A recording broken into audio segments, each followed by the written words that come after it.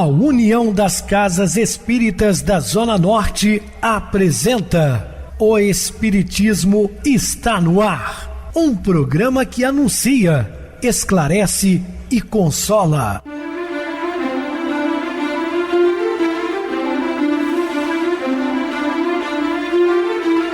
Não se turve vosso coração. Credes em Deus, credes também em mim. Na casa de meu pai há muitas moradas. Se assim não fora, eu vou-los teria dito, pois vou preparar-vos lugar. O Espiritismo está no ar. Sintonize esta frequência. Pare, pense na vida, faça perguntas.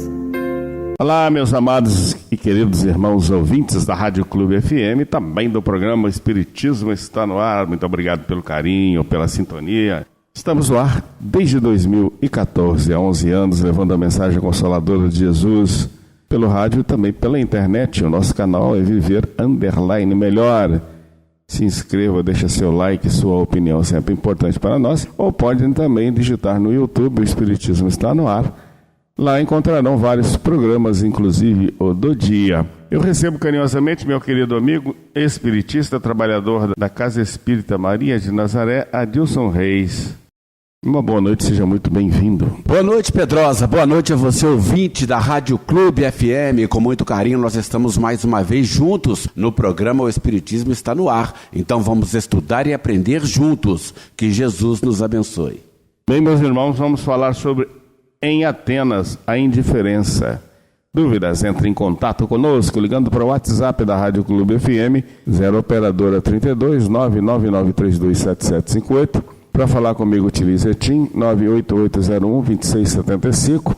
Temos também o WhatsApp 9844949, novamente 59, o e-mail, o espiritismo está no ar, @hotmail.com. Interajam conosco, façam perguntas, tirem dúvidas, podem dar sugestões ao programa, estamos à disposição dos ouvintes. Vamos agora para aquele momento muito especial que é o nosso momento de oração. Sintonize esta frequência. O Espiritismo está no ar. Momento de oração. Se pessoas queridas lhe menosprezam a confiança, outras afeições muito mais sólidas e mais estimáveis surgirão a caminho, garantindo-lhe a segurança e a felicidade. Não persigas, não atrapalhes, não desconsideres, não menosprezes e nem prejudiques a ninguém, porque sofrer é muito diferente de fazer sofrer. E a dívida é sempre uma carga dolorosa para quem a contrai. Estamos apresentando O Espiritismo está no ar. Bem, meus amados irmãos, estamos de volta com o assunto da noite, falando em Atenas, a indiferença. Hoje, quando os rumores de calamidade se transformam em tristezas, a evocação da vitória da vida sobre a morte e a mensagem da ressurreição faz-se vida. Os discípulos do Evangelho restaurado tornam-se os mensageiros intimoratos da esperança em nome da fé sem jaça. Ou seja, a morte na verdade não existe, né? Quando você fala dessa mensagem da imortalidade, chama atenção porque o Espiritismo matou a morte, mas os discípulos de Jesus já vinham pregando isso desde o início do cristianismo. Almas do mundo em aturdimento. Parai na faina alucinada, na correria desenfreada, e escutai a voz de Jesus repetindo as bem-aventuranças. No clímax de todos os conflitos, ouve-lhe as promessas e parai a meditar. Se todavia parecer-vos tarde demais para estancar o passo ou retroceder na marcha, confiai, porque mesmo morrendo, ressuscitareis para a vida eterna. Bom, o maior exemplo que nós tivemos foi o próprio Jesus, que morreu fisicamente, mas estava vivo espiritualmente e ficou 40 dias conosco aqui. Aparecia, desaparecia, atravessava paredes fechadas, portas fechadas, enfim, mostrando que ele estava no corpo astral, já numa morte. O espírito libertou-se da carne. A vida, e sem a matéria, prossegue sem cessar. Então eu sempre gosto de dizer, no corpo ou fora dele, permaneceremos na vida. O insigne apóstolo dos gentios, ou seja, Paulo de Tarso, anelava pela felicidade de pregar em Atenas. Esse foi um grande sonho de Paulo de Tarso, ele que levou o Evangelho de Jesus a várias localidades, né? Em Corinto, até na Macedônia, segundo o livro Paulo e Estevão, que ele levou até mesmo na Espanha o Evangelho de Jesus. E um dos sonhos era levar para a Grécia. Ele nasceu num estado que pertencia à Grécia, então era grego. Grego de nascimento, utilizando como destreza o idioma, intervia-se anunciando Jesus ao erudito auditório, certo do êxito em face da glória da mensagem, seu conteúdo ímpar. Então ele estava na sua pátria, já não estava lá mais em Israel pregando entre os judeus que tinham dificuldade imensa de aceitar o cristianismo. Ele então vai para sua terra natal. Opa, aqui no meu país, né? Conterrâneos, quem sabe? Testemunho da ressurreição do Mestre desde o momento inovidável das portas de Damasco, aprofundara reflexões sobre os ensinamentos plenos de estoicismo superior, de onde retirava as ilações filosóficas para uma perfeita integração no espírito da vida. Parecia-lhe fácil conquistar a alma para o redil do Evangelho. Atenas passaram, no entanto, por inúmeras vicissitudes, não mantendo o mesmo esplendor cultural de tempos idos. O orgulho de raça, a presunção histórica e as tradições conservadas do passado mantinham os atenienses distante do sentimento religioso. Não foi à toa que Sócrates foi assassinado lá em Atenas, na capital da Grécia. A mitologia, que ocultava a beleza dos pensamentos superiores, disfarçados na representação das inúmeras deidades, reservara ao Deus desconhecido um altar sem ídolo, numa transcendente representação em que o sentido esotérico superava a manifestação de quaisquer formas, por mais expressivos que fossem. Os mitos dos vários deuses, apresentando um Deus sem forma, sem imagem, para eles era inaceitável. A deusa Ateneia, esculpida majestosamente por Fídias, vitoriosa na sua luta contra Poseidon, por haver oferecido um ramo de oliveira simbolizando a paz para o povo, dominava do seu santuário esplendente, recoberta de ouro, com 12 metros de altura, a cidade em volta da Acrópole. Embaixo, na Ágora, o lugar reservado para os discursos era disputado. Por ali transitara o povo que ocorria ao imenso mercado. Naquele local, diversos filósofos haviam exposto seus pensamentos, entre os quais Sócrates, com o seu nobre idealismo que irrigaria a alma do mundo, e de Platão, fizeram-se o legatário perfeito. O apóstolo de Jesus, igualmente, apresentou as suas luminosas ideias no tradicional mercado. Anteriormente, na sinagoga, admoestava os judeus que se permitiam a idolatria. Por isso, resolvera alcançar o fulcro do problema, abordando-o no recinto de costume reservado aos debates e às ideias novas. Paulo já tinha pregado como judeu várias vezes ali, agora estava como cristão. A palavra rutilante fluíra nos lábios e catadupas formosas, atraindo a atenção. Argumentos bem urdidos enfloresciam a boca em modulações harmônicas. Paulo falava maravilhosamente bem, não? A inspiração superior dominava-o. O olhar incendiado, expressão fácil, viril, corpo e alma num todo de beleza assinalava a hora grandiosa do mistério. Perturbados pela fluência do verbo nobre, os ouvintes convidaram-no ao Areópago, onde ele deveria defender os seus conceitos. O Areópago encontrava-se no conjunto de colinas da Acrópole, parte alta da cidade, onde se realizavam os julgamentos públicos. A mitologia grega afirma que o deus da guerra, Ares ou Minos, foi ali julgado pelos demais deuses do Olimpo por haver morto um filho de Poseidon. Em razão disso, o Areópago passou a ser usado como Tribunal Supremo de Atenas.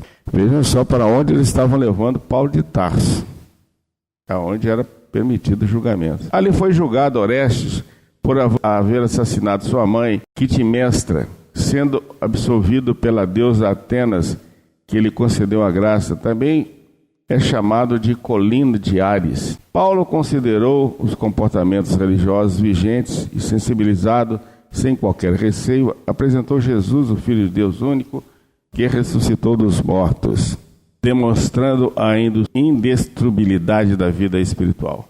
Vivendo psiquicamente experiências com o mestre Estevão e Abigail, que o amparavam, colocado toda a ênfase na problemática da imortalidade, sem a qual a vida perde todo e qualquer sentido, anunciando a bênção dos reencontros, a contínua esperança da felicidade. O conceito produziu um impacto negativo inesperado. Os epicúreos, utilitaristas e gozadores hábeis no sofisma, não o deixaram prosseguir tais a mofa e os doestos que lhes fizeram objeto. Este traz, disseram jocosos, um Deus estrangeiro, como se os deuses que temos nos não bastassem. Eles riram, zombaram de Paulo de Tarso. Foi uma tristeza para Paulo, ele falando exatamente do seu país, achando que ia convencer pessoas. E foi exatamente um desastre ali. Depois, em outras histórias que conhecemos, ele foi inclusive apedrejado, saiu fugido de Atenas, correndo para não ser morto. Como é que pode, né? Um país de cultura e não aceitar de maneira alguma a sua fala. E fala da ressurreição dos mortos, gargalharam outros. Temos o que fazer, aproveitando a vida mortal. E afastaram-se galhofeiros. Nunca houve lugar para a verdade. A sua presença violenta os interesses comezinhos, molesta, prejudica. Lentamente, porém, ei-la que triunfa, superando condicionamentos e domínios. Com o tempo, Constantino levaria para Bizâncio a deusa Ateneia, que seria consumida pelo fogo, e todo o ouro que a revestia foi extraviado por novos epicuristas. Paulo foi tomado de grande angústia. Sentiu-se frustrado, acreditando não haver possuído os recursos que convencessem a prosápia ateniense, como se pudesse iluminar quem prefere a sombra. Não obstante, Dionísio, o supremo juiz do Areópago, e Dâmaris sensibilizaram-se.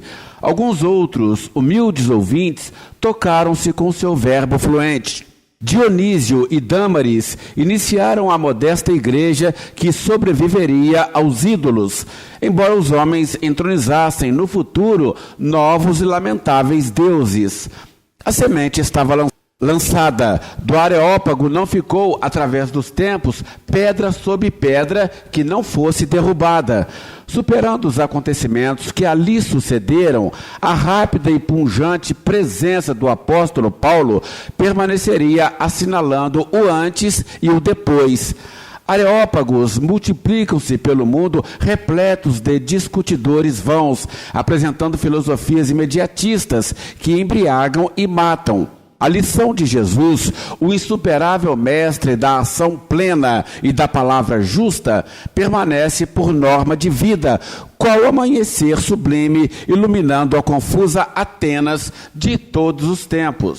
Na expressiva República do Lar, onde se produzem as experiências de sublimação, estabelece o Estatuto do Evangelho de Jesus como diretriz de segurança e legislação de sabedoria, a fim de equilibrares e conduzires com retidão os que aí habitam em clima familiar. Semanalmente, em regime de pontualidade e regularidade, abre as páginas fulgurantes onde estão esculpidos os ditos do Senhor, e estuda com o teu grupo doméstico as sempre atuais lições que convidam a maduras ponderações de imediata utilidade. O estudo do Evangelho no lar. Aurirás inusitado vigor que te fortalecerá do íntimo para o exterior, concitando-te à alegria. Compartilharás no exame das questões sempre novas na pauta dos estudos, dos problemas que inquietam os filhos e demais membros do clã, encontrando, pela inspiração que fluirá abundante, soluções oportunas e simples para as complexas dificuldades, debatendo com franqueza e honestidade as limitações e os impedimentos que não raro geram atritos, estimulando animosidade no concerto de reparação na intimidade doméstica. Penetrarás elucidações dante não alcançadas, robustecendo o espírito para as conjunturas difíceis em que transitarás inevitavelmente. Ensejar-te-ás diálogos agradáveis sob a diamantina claridade da fé e a balsâmica meditação da paz,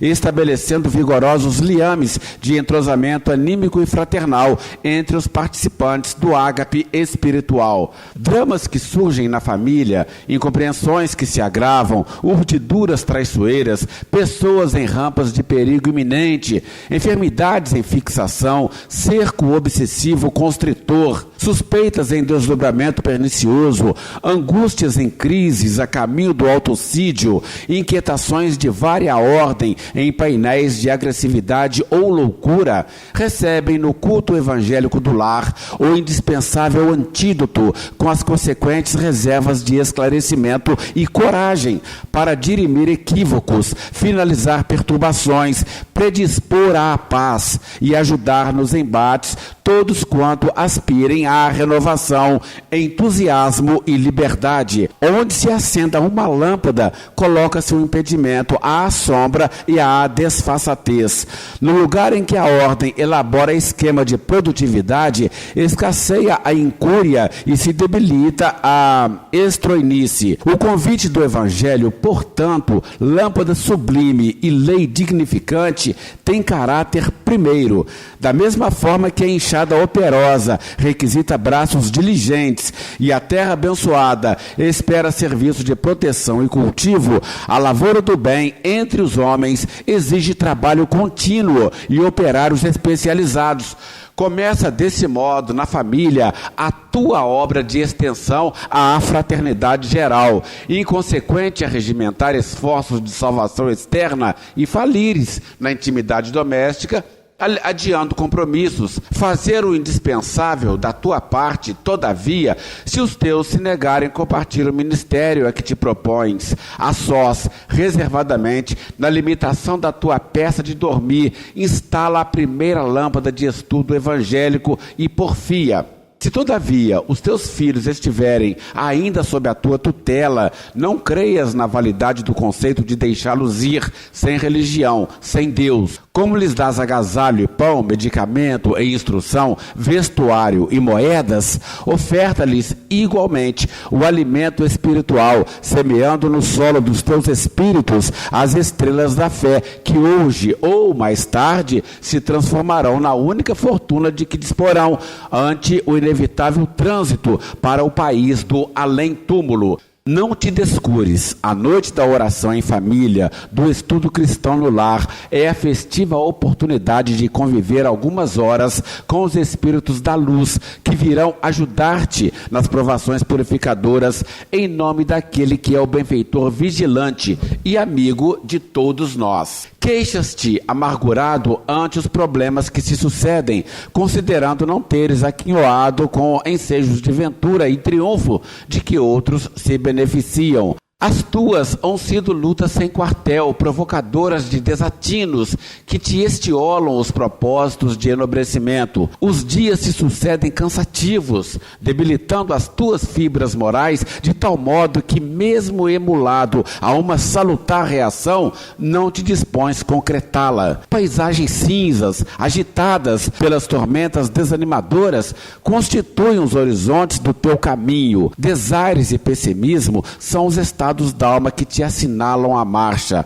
Outrora sonhavas, agora defronta pesadelos. Antes crias, ora te açoitam as dúvidas. A princípio sorrias, depois sulcaste a face com a dureza de expressão. Ontem o entusiasmo te explorava as aspirações. Hoje a visão da esperança recobre-se-te de amargura. Atabalhoado com os resultados a que chegas, estás sem rumo e interrogas. Que fazer? Só há uma opção: seguir adiante, colocando o sol da alegria na penumbra das dores. Nem tudo, porém, aconteceu conforme te parece. Erras no conceito com que interpretas a vida, como te equivocaste nas atitudes assumidas. Ideal e ação, palavra e vida são situações muito diversas. Imperioso discernir com lucidez para acertar com segurança. Quando as concessões da juventude te exornavam o corpo, assumiste compromissos perniciosos e gastaste as energias no jogo ilusório do prazer imediato. Nos períodos de paz, esqueceste da elaboração de um programa de trabalho primoroso, entregando-te ao repouso desconcertante. As aquisições significativas em forma de amizades, afeições, estudo, meditação, operosidade cristã, intercâmbio fraterno, preferiste outros valores. Natural que defrontes o vazio, refertando o íntimos e as dificuldades, tornando-se impedimentos por fora. Expulsa a nuvem da queixa e oferta-te a bênção lenificadora de um ponderado reexame das conjunturas em que malograste, recomeçando com nova disposição. Sempre é hoje o momento precioso de santificar as horas. Não o proteles, arruinando a cruz inútil de autocomiseração. A oportunidade perdida, mesmo quando se repete, já não são as mesmas as circunstâncias e condições. Era uma voz e um exemplo, palavras felizes e atitudes superiores, idealismo abrasante e dedicação integral, amor insuperável e dever imperioso. Com essas insígnias, Jesus mudou as rotas do pensamento humano. Não obstante, sofreu as mais pérfidas humilhações que culminaram numa cruz de desprezo que ele santificou e num túmulo vazio, como portal de incomparável liberdade para todos nós. Após a emoção do encontro com a doutrina espírita, agora, quando os deveres constituem norma de comportamento diário na tua vida, observas algo desencantado, a necessidade da contínua renovação de forças, a fim de não desfaleceres. Supunhas inicialmente que logo seriam resolvidos todos os problemas, todavia, ei-los que retornam afligentes, complexos. Dispões, porém, de recursos valiosos que não podes desconsiderar e graças aos quais não desfalecerás. Reflete: quem tem fé não se abate ante noite escura. Quem confia não se desespera na convulsão. Quem ama não se debate na desconfiança. Quem crê não se tortura na incerteza. Quem espera não se atira nos braços da aflição. Quem serve não se agasta com a ingratidão. Quem é gentil não aguarda entendimento. Quem é puro não se revolta com as calúnias. Quem perdoa não para na caminhada a fim de recolher escusas. Quem se renova no Cristo não retorna à prisão do erro. Se tens fé, persevera. Haja o que houver, prossegue impertérrito, mente dirigida ao Senhor e mãos no trabalho edificante. Não olhes para trás, nem te confies à depressão. Este é o teu momento divino de avançar, não o malbaratastes inutilmente. A claridade da crença, que ora te aponta seguro roteiro, far-te-á tua lâmpada de alegria, onde estejas, com quem te encontres, como te sintas. E quando a noite do túmulo se abater sobre o teu corpo cansado, ela será o sol nascente do dia novo, que deves, desde agora, aguardar com júbilo e por cuja razão deves insistir e perseverar. Muito bem, Adilson, bem explicado. Vamos agora para o intervalo musical, a seguir a nossa oração final. Revisitando ontem.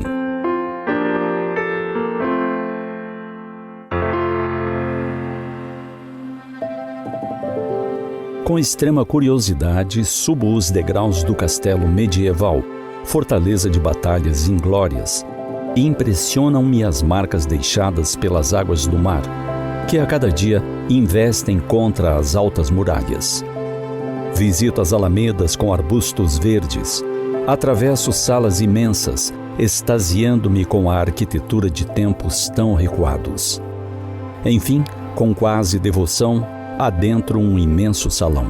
Um lamento seco ecoa pelas paredes descascadas, nas quais o tempo decidiu morar.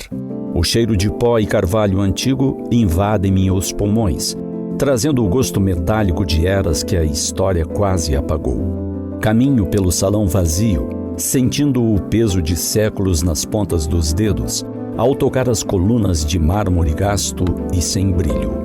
Pareço vislumbrar mesas, banquetas, ocupadas por dedicados copistas. Recuo a séculos transatos. As sombras se alongam no recinto. O silêncio reina no lugar do raspar rítmico das penas de ganso. O cheiro de mofo e pergaminho velho ainda flutua no ar frio, evocando o tempo em que a luz das velas era a única guardiã do saber humano. Neste scriptorium deserto, as paredes guardam o eco de orações sussurradas, entre letras banhadas a ouro e pigmentos de lápis lazuli. Pareço descobrir as silhuetas curvadas de monges que dedicavam vidas inteiras a uma única obra, ignorando o mundo de fora que parecia distante. Cada mancha de tinta é uma cicatriz de um tempo em que a palavra era um tesouro esculpido à mão, caprichosamente. Antes que as prensas de metal e o barulho mecânico de Gutenberg tornassem a escrita veloz nesse espaço, o conhecimento respirava no compasso do coração.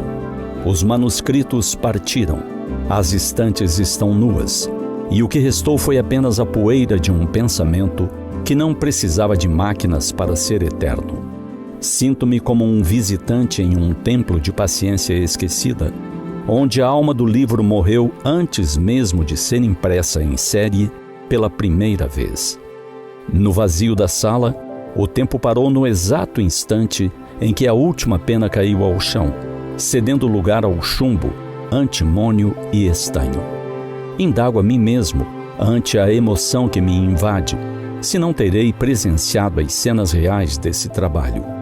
Ou terei sido, em algum tempo, um desses dedicados copistas, desenhando letras, criando iluminuras, numa paciente e delicada obra de arte.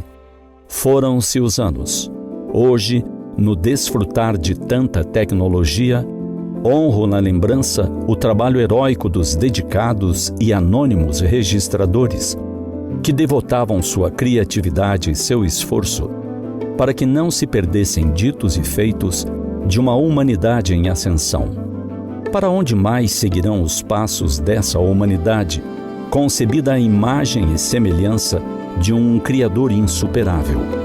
Que caminhos mais surpreendentes nos aguardam à frente, plenos de surpresas, de facilidades que mais nos permitirão gozar de tempo para viver em plenitude? Somente um Criador tão generoso e onipotente para traçar um destino grandioso, sem limites para sua criação.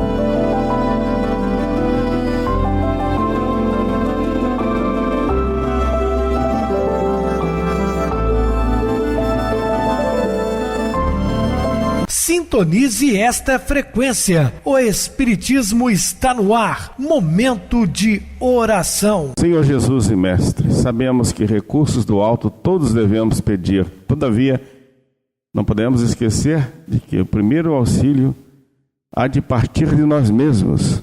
Pedir forças e suprimento é ótima coisa, mas desperdiçá-los com as nossas horas de inação é criminoso. Sabemos perfeitamente que para pedir também temos que ter, acima de tudo, merecimento, sabendo que temos um coração puro, que temos a oportunidade e sempre a predisposição de perdoar, porque não adianta pedir perdão a Deus se não sabemos perdoar o nosso próximo.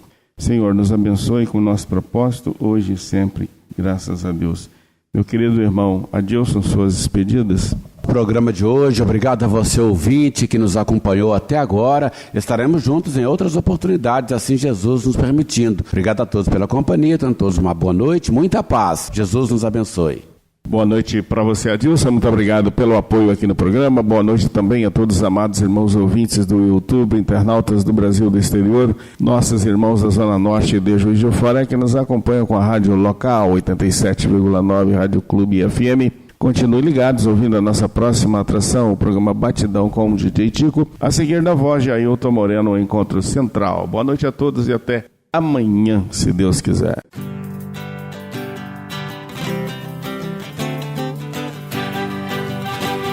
A União das Casas Espíritas da Zona Norte apresentou O Espiritismo está no ar, anunciando o Evangelho de Jesus, esclarecendo sua mensagem, consolando corações.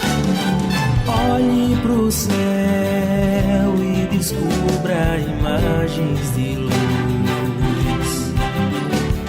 Sinta em Jesus o amor todo que Deus te deu.